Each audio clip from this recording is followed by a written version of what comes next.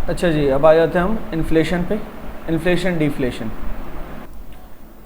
Inflation आपको पता है क्या होती है, प्राइसेस के बढ़ने को कहते हैं इन्फ्लेशन। कब से बहुत सारी बातें ना हम पहले से जिक्र करते चले आ रहे हैं और वो टर्म्स बाद में आ रही होती हैं, but you know we have to use them way before, तो हम कर ही रहे होते हैं उन टर्म्स को यूज़।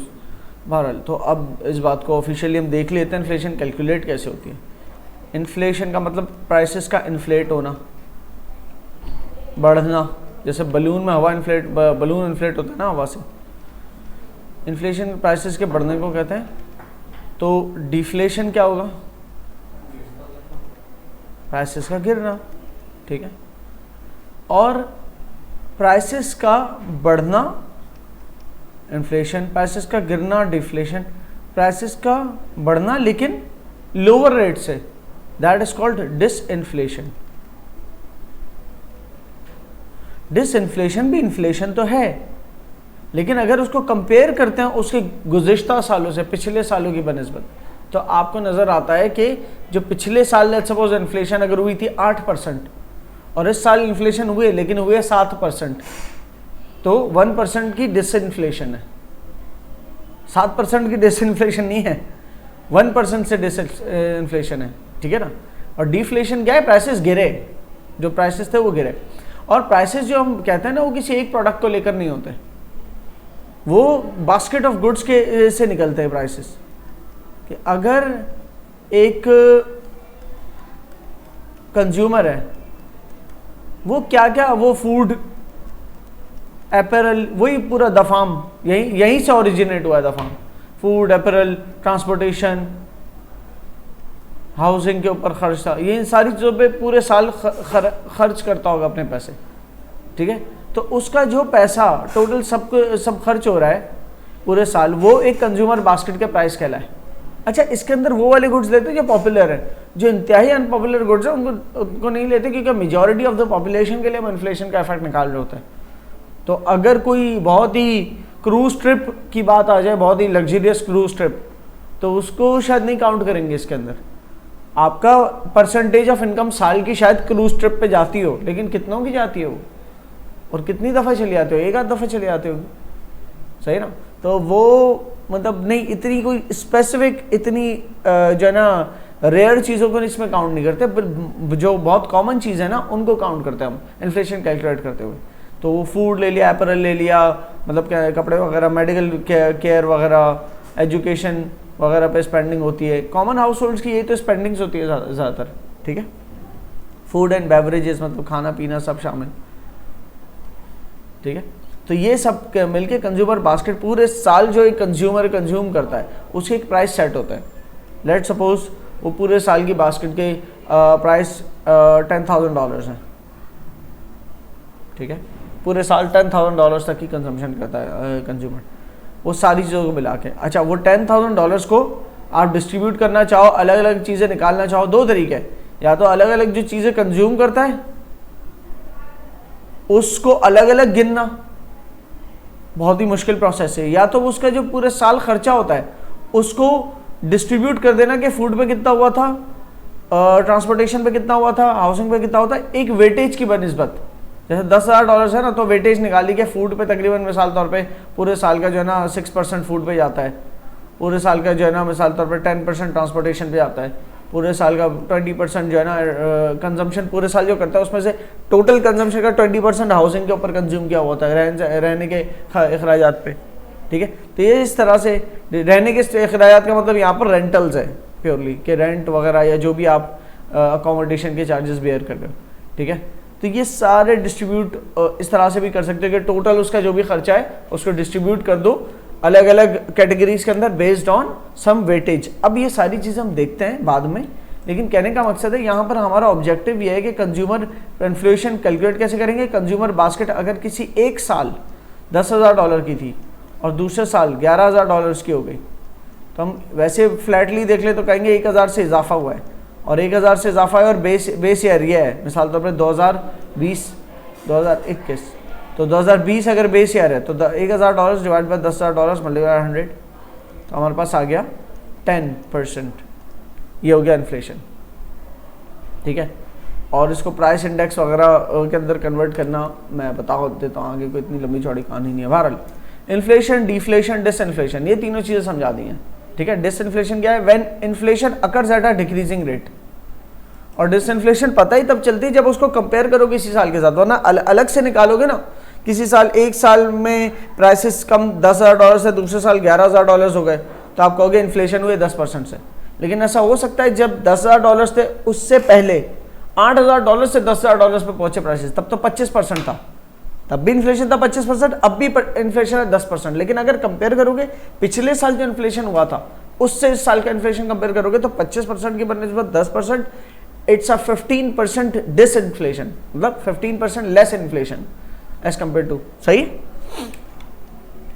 तो अगर 2019 से 8,000 से प्राइसेस बढ़ गए 10,000 तक चली गए, 8,000 से प्राइसेस 10,000 तक चली गए तो 25% का इन्फ्लेशन, ठीक है, जबकि यहाँ से यहाँ तक 10% का इन्फ्लेशन है। तो एक्चुअली 2020 और 21 के दरमियान डिसइन्फ्लेशन है 15% का, ये कहना चाह रहा हूँ मैं, सही है।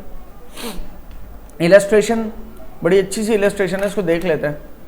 Consider a hypothetical economy of Nova, कोई भी कंट्री है Nova, where the consumer basket representing a typical assortment of goods and services. Typical assortment of goods and services वो आपको दिखा दूंगा कि किस तरह से नीचे जाना, बहुत डिटेल में देखोगे।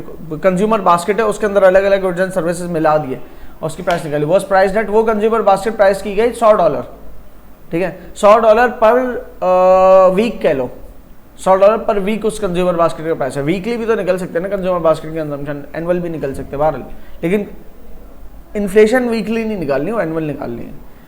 अच्छा जी, तो यह साल, पूरे साल की समझ लो प्राइस है कंज्यूमर बास्केट की। किसी भी वीकली कंजम्पशन वाली बास्केट किसी पिछले साल की उठा लो और इस साल की वही वीकली कंजम्पशन बास्केट उठा लो, उन दो बास्केट में जो फर्क आएगा वो भी तो इन्फ्लेशन ही रिप्रेजेंट करेगा कि पिछले साल प्राइस लेवल्स क्या थे, इस साल प्राइस लेवल्स क्या है। Due to various factors such as increase demand या राइजिंग प्रोडक्शन कॉस्ट, ठीक है, तो बास्केट के प्राइस बढ़ते हैं, मतलब अगर डिमांड इंक्रीज हो तो प्राइसेस बढ़ते हैं, ठीक है ना। कैसे? ये सप्लाई कर्व है, ये डिमांड कर्व है, तो अगर डिमांड कर्व रेड से वाइट की तरफ चला जाए, ठीक है, तो ये जो इंक्रीज इन डिमांड है उसकी वजह से प्राइस P1 से P2 पे आ गए, राइट। तो इंक्रीज इन डिमांड की वजह से बढ़ सकते हैं, ठीक है, या फिर प्राइसेस किसकी वजह से बढ़ सकते हैं? यस, प्रोडक्शन कॉस्ट बढ़ गई तो सप्लाई कर्व बैकवर्ड शिफ्ट हो गया, सप्लाई कर्व बैकवर्ड शिफ्ट हो गया प्रोडक्शन कॉस्ट बढ़ने की वजह से, तो उससे भी इन्फ्लेट हुए प्राइसेस, सही। तो सप्लाई कर्व इस तरफ चला गया, तो प्राइसेस पहले यहाँ थे P1 पे, अब इक्विलिब्रियम पॉइंट P2 पे आ गया। क्यों सप्लाई शॉर्ट हुई? क्योंकि प्रोडक्शन कॉस्ट बढ़ गई, तो सप्लाई ने कहा अब हमें बचत नहीं है ज़्यादा, तो बहुत सारे सप्लायर्स जिनके पास बेटर ऑल्टरनेटिव थे वो वहाँ मूव आउट हो गए, ये समझ लो, ठीक है। तो प्राइस यहाँ से यहाँ चले जाना प्राइस लेवल्स का, दैट्स ऑल्सो इन्फ्लेशन। सो मैं कह रहा था ना कि सिंपल से जुमले लिखे हों उसको भी आप कॉन्सेप्ट उसका समझ सको, इस लेवल पे ये ज़रूरी है। तो due to various factors such as increase demand, demand increase हो गई, या राइजिंग प्रोडक्शन कॉस्ट जिसकी वजह से सप्लाई आपकी डिक्रीज हो गई, ठीक है, उन दोनों वजूहत से इन्फ्लेशन हुई ना, तो बास्केट के प्राइस $106 तक चले गए, $100 वाली बास्केट के प्राइस। कब? 2024 के अंदर। 2023 में $100 चल रही थी प्राइसेस बास्केट के, 2024 में $106 तक चली गई। उसके बाद 2025 के अंदर वही बास्केट $111 तक चली गई, ठीक है। और अब यहाँ पर देखो इस ग्राफ के अंदर जो बार्स आपके शो हो रहे हैं ना, उससे ही इस डाटा को पकड़ लेते हैं। 2023 के अंदर प्राइसेस हमारे, ये वाला वाई एक्सिस जो है ना, ये बास्केट प्राइस का है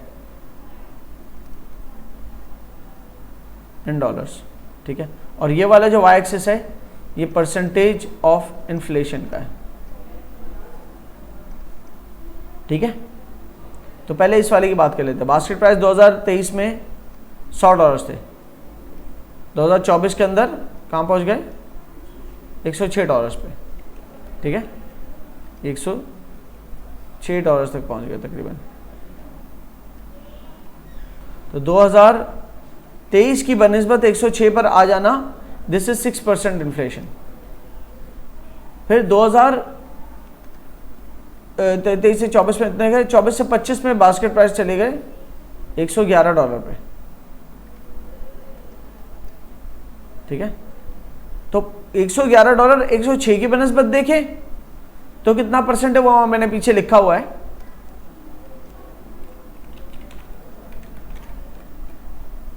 $111 5.3% है अपने पिछले साल की बनस्बत, 2024 की बनस्बत। हालांकि 2000 ये $111 जो है वो 2024 जिसमें $106 आपके प्राइस हैं उसकी बनस्बत 5.3% है इन्फ्लेशन, ठीक है। अगर मैं 111 को 2023 की बनस्बत देखूं तो 11% है, लेकिन वो 11% 2 साल का है, क्योंकि 111 प्राइस 2025 में पहुंचे और 2023 से कंपेयर करूंगा तो 2023 की 100 थी प्राइसेस और 2025 के जो है वो 111, तो ये 2 साल का इन्फ्लेशन है। फिर ये भी तो देखो ना। तो बहरहाल पॉइंट इज अभी पिछले साल से कंपेयर कर रहे हैं, तो 2024 में जो 2023 की बनस्बत इन्फ्लेशन हुआ 6%, 2025 में 5.3% हुआ क्योंकि 2024 की बनस्बत इतने बड़े प्राइसेस। फिर 2026 के अंदर ड्रॉप आए खतरनाक प्राइसेस के अंदर। कितना ड्रॉप आ गया प्राइसेस में? $94 के करीब हो गए प्राइसेस। जब $94 पे वो चले गए, $111 से $94 पे गए, तो 111 से $94 तक ये जो डिफरेंस है ये $15 का है। $15 से प्राइसेस गिरे हैं, ठीक है ना। तो $15 से प्राइसेस जो गिरे हैं, $15 डिवाइडेड बाय 111, क्योंकि यहाँ से चले थे और 54 पे आए ना। तो 2025 के प्राइसेस थे $111 और 2026 के प्राइसेस हैं $94 बास्केट के। वो कंज्यूमर बास्केट जो कि $15 गिरी है, तो $15 फॉल इन प्राइसेस जो कि -$15 हो गए ना प्राइसेस, डिवाइड बाय 111 पिछले साल को बेस बना के। तो पिछले साल की बनस्बत इस साल इन्फ्लेशन का रेट क्या है? तकरीबन 15% डिक्रीज आया। 15% डिक्रीज तो नहीं आना चाहिए। अच्छा, कह रहे 94.35 पे गए प्राइसेस, 94.35 पे चले गए प्राइसेस। तो ये एग्जैक्टली 15 का डिक्रीज नहीं है, ये 14.65 का डिक्रीज है प्राइसेस में। तो ये 14.65 डिवाइड बाय 111, ये बनता है 15% का इन्फ्लेशन, डिफ्लेशन। -15% इन्फ्लेशन का मतलब डिफ्लेशन, ठीक है ना। तो प्राइसेस यहाँ से ड्रॉप होके यहाँ चले गए। अब वो क्यों हुए होंगे? कोई भी वजूहत हो सकती हैं आपकी, जो है ना, देखो कंपटीशन बढ़ गया मार्केट में, कंपटीशन बढ़ गया, प्राइवेटाइज कर दिया गवर्नमेंट ने सेक्टर, वो कंपटीशन बढ़ गया तो सप्लायर्स में इजाफा हो गया। जब सप्लायर्स में इजाफा हो गया तो कंपटीशन और सप्लायर के इजाफे की वजह से प्राइसेस नीचे आना शुरू हो गए। ओके, तो एक तो ये एंड समझ में आ गया कि कैसे 100 से 106, 106 से 111 और 111 से 94.3 तक गए प्राइसेस। और उसके साथ ही दूसरा हिस्सा ये इन्फ्लेशन की रेट परसेंटेज वाला समझा अगर, तो इन्फ्लेशन की परसेंटेज वाले में क्या है कि सबसे पहले 2023 में उसको बेस बना दी, तो 2023 में इन्फ्लेशन जो है ना 0% है। देखो ये 0% की लाइन है, माइनस में भी जा रहा है, वाई एक्सिस जो है ना माइनस में भी जा रहा है। इसीलिए वाई एक्सिस चेंज किया क्योंकि ये अमाउंट जो डॉलर्स में और ये अमाउंट परसेंटेजेस में। फिर डाटा भी डिफरेंट है, ये कितना बड़ा है 115, 110 और ये 10, 5, सही है। और फिर ये 0 से माइनस में भी जा रहा है और वो सिर्फ प्लस में। सो यू अंडरस्टैंड है कि ग्राफ के अंदर 2 वाई एक्सिस बना के भी काम हो सकता है, वरना पूरा अलग से ग्राफ बनाना पड़ता। तो बहरहाल हो ये रहा है कि 10 पहले साल तो 0, जो पहले साल 2023 है, 2023 के साल को 0 पे गिना, 0%। जिस साल को सबसे पहली बेस बना रहे हो वो तो वो सबसे पहली जो बेस है उसमें इन्फ्लेशन क्या होगी, उसी साल की बास्केट को उसी साल से कंपेयर करेंगे तो कोई इन्फ्लेशन थोड़ी आनी है। उसके अगले साल जब 2024 को कंपेयर किया 23 से, तो कितनी इन्फ्लेशन आई? 5% से थोड़ी सी ऊपर, 6%, सही है। उसके बाद 2025 को कंपेयर किया 2024 से, तो इन्फ्लेशन को अगर आप गौर करो तो गिरी है, इन्फ्लेट तो भी है क्योंकि 0 से तो ऊपर है, 0 से तो ऊपर है ये वाला पॉइंट, ये दोनों पॉइंट इन्फ्लेशन है, 6% भी ये भी, लेकिन ये वाला पॉइंट उस इन्फ्लेशन से थोड़ा कम है, 5.3% इन्फ्लेशन है ये। तो एक्चुअली यहां पर 0.7% की डिस इन्फ्लेशन हुई, 0.7% की डिस इन्फ्लेशन है। ओके, बहरहाल फिर अगले साल 2025 से 26 पे गए तो बाकायदा प्राइस ऑफ बास्केट ही गिर गए, 111 से 94, 111 से डायरेक्ट 94.35 तक आ गए प्राइसेस। तो यहां पर प्राइसेस आने की वजह से 0% से भी नीचे चली गई, मतलब नो इन्फ्लेशन से भी नीचे चले गए, मतलब डिफ्लेशन। कितना डिफ्लेशन है ये? 15% का। 15% का यहां से यहां तक तो नहीं बन रहा, यहां से शुरू होगा, इस पॉइंट से, ये जो भी पॉइंट है हमारा, इस पॉइंट से यहां तक 15% का डिफ्लेशन। ठीक है, अंडरस्टैंड कर गए?